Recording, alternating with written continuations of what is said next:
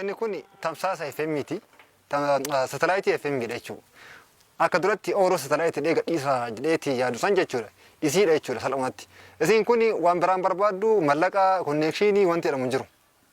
Kan ofii qofa fayyadamtee gara qilleensaatti gadhiisuu dandeessi. Abdul Qaadir barataa kutaa 11ti. Dodola kan jiraatu Abdul kalaqoota adda addaa akka qabu dubbata. Walumaa galatti amma kalaqoota 15 akkana hojjedheera. Isa keessaa inni jalqaba makiinaa abbaa gommaa 3 kana. Isii sadarkaa hanqafaa gommaa 4 illee ni jira.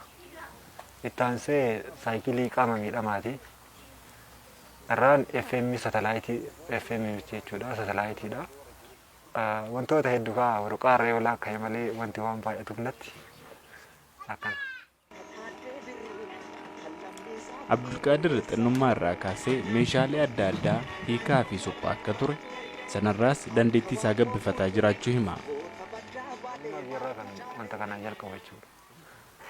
Erga jalqabee wantoota xixiqqoo irraa hojjetaa ture. Inni akka deddeema wanta xiqqaa hojjedhu kanaan karaa guddisuutti siiqee sadarkaa kana gayamu. Dura maalirraa jalqabde? Jalqaba FM raadiyoo hojjechuudhaaf raadiyoo kana irraa jira sagalee guddistuu hojjetaa ture. Ergasii turtii waggaa 2 booda ka sagalee guddistuu hojjechuu naaf salphaate satellite yoo akkamitti hojjechuu hin dandeenye satellite meeshaa kana karaa qilleensaatti gadhiisuu hojjechuudhaaf yaalee ture. Turtii waggaa 2tiin booda reediyoo 28 erga caccabsee booda jechuudha. Satellite FM hojjedhe. Erga isa hojjedheeti booda jechuudha. Salphumatti tamsaasa kamiinuu karaa qilleensaatti erguu danda'ameera. Meeshaan sagalee dambalee qilleensaatti darbatu ka Abdul Qaadir qopheesse kanadha. Akka Abdul Qaadir jedhutti baasii homaa otoo isa hin gaafatin shiboo ciradhaa fi meeshaa kaan as keessatti guutameen fageenya haga kiiloomeetira 3 sagalee dambalee qilleensaan FM'dhaan yookaan immoo frequency modulateedhaan tamsaasuu danda'a. Inni kun tamsaasa FM'ti. Satellite FM jechuudha. Akka duratti ooroo satellite gadhiisa jedheeti yaadu san jechuudha. Isiidha jechuudha salphumatti. Isiin kun waan biraan barbaaddu mallaqa konnekshinii wanti jedhamu jiru. Kan ofii qofa fayyadamtee gara qilleensaatti gadhiisuu dandeessi.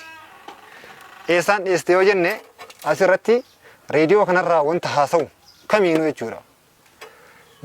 Tamsaasa kallattii ta'ee sirbas ta'ee yeroo karaa kanaa dhufe salphumatti gara qilleensaatti gadhiisuu dandeetti isiin. Maalirraa hojjetamte waa ishee nutti murteessaa wanti sun? Wanti isin irraa hojjetamte waa baay'eedha. Naannoo reediyoo 28tti amma kan isin irraa hojjechuudhaaf wannadha jechuudha. Isin walumaa galatti boordii reediyoo irraa hojjetame wantoota reediyoo irra jiru jechuudha. Wantuma manni irraa fayyadame irraa wannaa hojjedhe jechuudha kana. Hagamsitti fudhate kana qopheessuudhaaf? Isin waggaa 2 kana ture isii qopheessuudhaaf. Yaalii waggaa 2tiin booda jechuudha. Reediyoo 28 erga xumurameeti xumura isaa irratti milkaa'inni ishee argame. Baasii hagam akkatti baastee yaadatta? Baasiin kun hangana jedhamu beektaa reediyoon 28 kun naannoo birrii 150 jira ka 800 jira wal keessa waan xaxaa ta'eef herreega isaatitti hin kaane garuu waan isa ajaa'ibsiisu. Hagamitti fayyadamte wanta kana erga hojjette? Ala tureera malee an sababa mallaqni waan hin jirreef jecha qofa akka isiin dhaabattu godhe malee baay'ee namallee fayyadamnees nallee fayyadamnees jedhee yaada ture. As bira kan ilaaltan kun reediyoodha.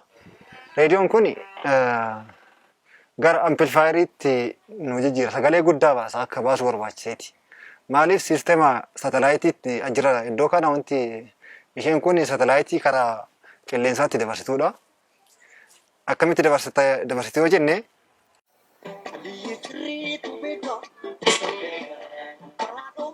asirratti Hacaaluu Naasoo jira. Hacaaluu kana karaa qilleensaatti dabarsuu yoo barbaanne FM irratti gadhiisuu yoo barbaanne jechuudha. Haasoo jira isa kana finneet